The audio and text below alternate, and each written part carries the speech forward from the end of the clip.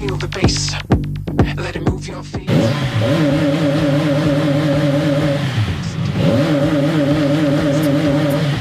We're gonna get so high in the house of dreams. Good day, another episode sa Kirby Motovlog YouTube channel. To this video, meron tayong isa-summary specs na ito yung naked bike na version ni 675 na SRRR. Available to sa cash and financing. Pwede tayong mag-online application through Facebook page na Kirby Motovlog. And meron tayong loop number na 0995-728-0654 Viber ready. Requirements nito, to valid ID, proof of billing, 3 months payslip or COE. And auto debit na BDO and Metrobank and BPI account for monthly amortization. Process natin 3 days to 5 days. For business, ang requirements, dalawang ID, 3 months bank statement, business permit or DTI. Okay, samahan nyo ako guys, i-demo natin sa summary specs natin unit, sound check natin, and konting review tayo sa model na to. Samahan nyo ako guys, let's go.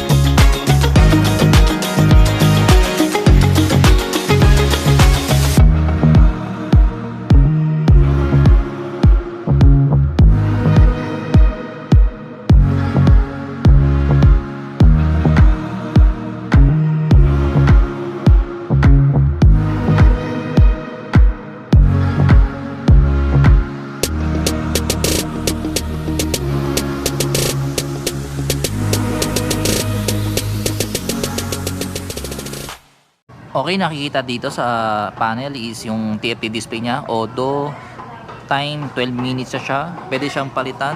Average, ka-average kilometers per hour. Range, kung ilan na laman ng tangke, dyan nakikita. Voltmeter 12.5.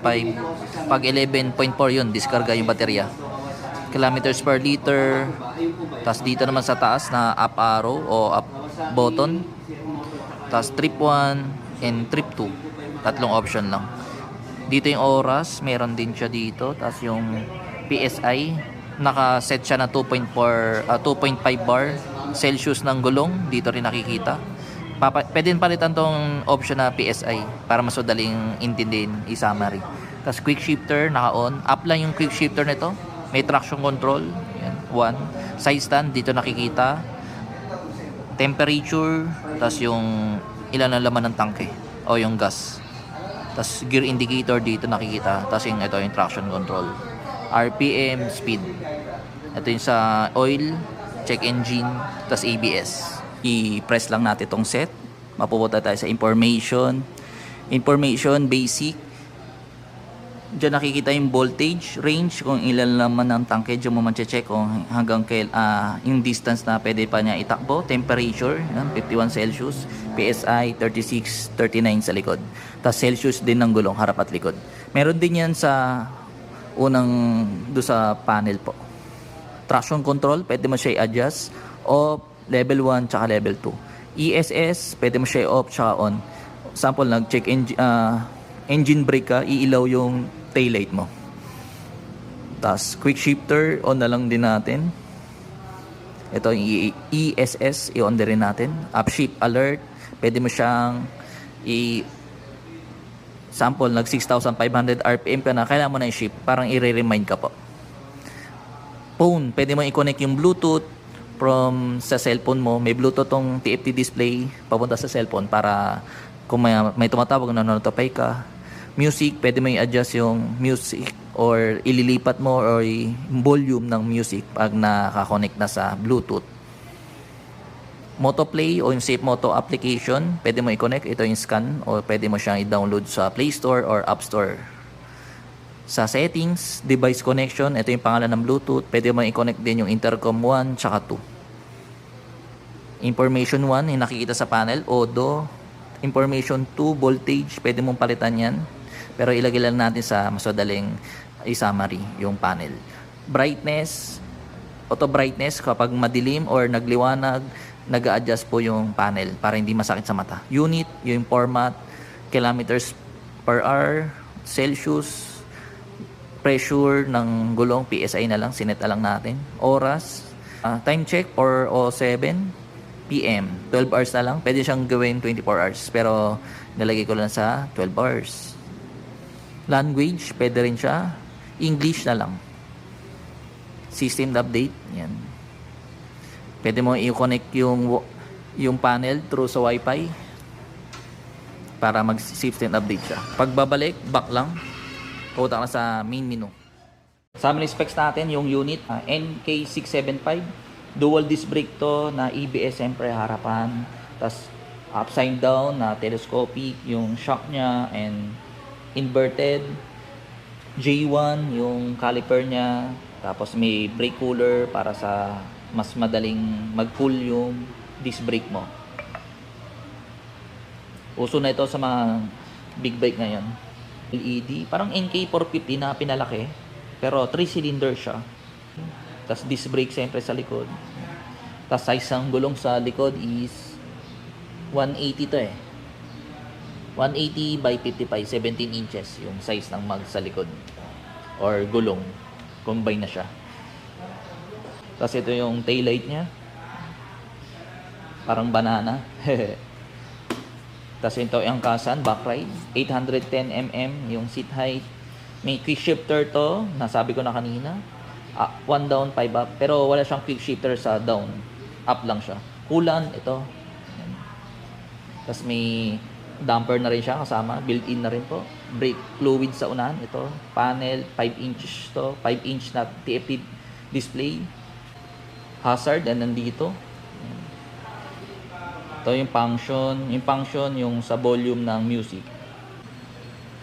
Pwede mo na i-adjust yung traction control dito, 1 and 2. Hindi ka na pupunta sa menu. Ito. Tapos high and low. Ito. Passing, high and low. Tutulak mo lang siya. Signal light nandito sa baba, sa unahan. Check natin yung hazard sa likod. Ayan. LED na yan. Tapos sa unahan is LED pa rin. Projector, yung headlight niya. Tapos ito yung park light. Lalagyan na ito ng slider saka radiator cover pag nag-release o upon release. Or pag sa client, kung ano yung mas gusto niya. For safety din yon. Possible yung dito naglalagay para sa slider. Wala pa ako nakita na naka-slider nito kasi new model lang to. Tapos oil dito nakikita kung marumi pa o malinis yung mirror niya. Ang weight nito 188 kilograms or 189 kilograms siya. Magaang lang siya. Tsaka angas ng forma niya. Para siyang typical na NK450 na pinalaki. Pero 3-cylinder. Maganda yung sounds niya. Tsaka yung muffler, underbelly. Yan, malinis tingnan, no? Tapos 15 liters capacity, 95 octane yung gas dapat. Try natin. Buksan. Ito yung gas niya. Pagsarado.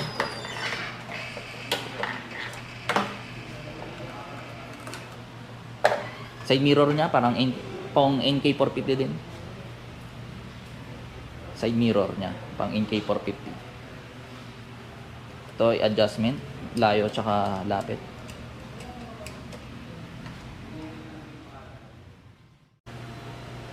Okay, start natin. Safe Moto NK675. SRP 409,900 pesos.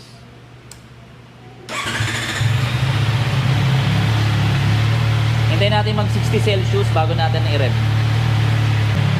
Bale, seat height ito 810mm, Ang height ko is 5'8", abot ko parehas sa dalawang paa sa ground. Ito yung riding position pag nakasakay tayo sa NK675. Sound check natin.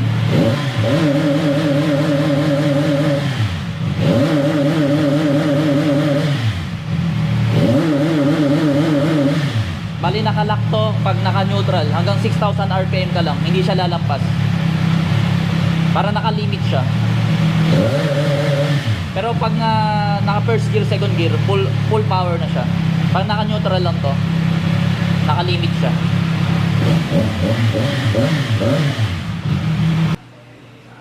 Ito yung upo natin, kita nyo naman. Comfort naman siya. Upright yung manibela. Madali naman siya i-maneuver. May steering damper na rin siya. Halos same lang siya ng engine ni 675 na SRR. Ito naked bike naman siya na version. Ito yung style ng thread ng gulong niya. Makapit naman siya. Sarapan, check natin. Maganda yung thread niya, oh. Makapit. Tapos busina niya dito na nakikita. Coolant, level, minimum, tsaka max. Tapos yung sprocket, check natin. Ganda na sprocket, oh. Colorway nito, white yung tangke, black, tapos may blue dito by bandang side niya. Yan, white black ang combination nito. Tapos may konting blue. Bale, dalawang kulay ito, yung isa gray black, ito naman white black. Okay, hanggang dito na yung video ko. Maraming salamat sa mga sumusuporta. Hanggang sa muli, ako po si Kirby Motovlog. Visit lang kayo dito sa Motorcycle City Las Piñas and Safe Moto Las Piñas. Store hours namin is 9 AM to 6 PM, Monday to Saturday. Sunday close kami, yun po yung rest day natin. Okay, hanggang dito na lang. Maraming salamat. Bye-bye!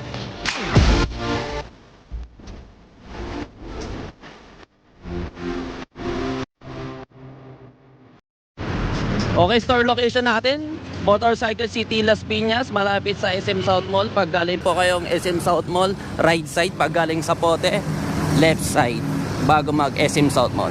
Visit lang kayo dito, guys. Hanapin mo lang po si Kirby Motovlog. See you soon.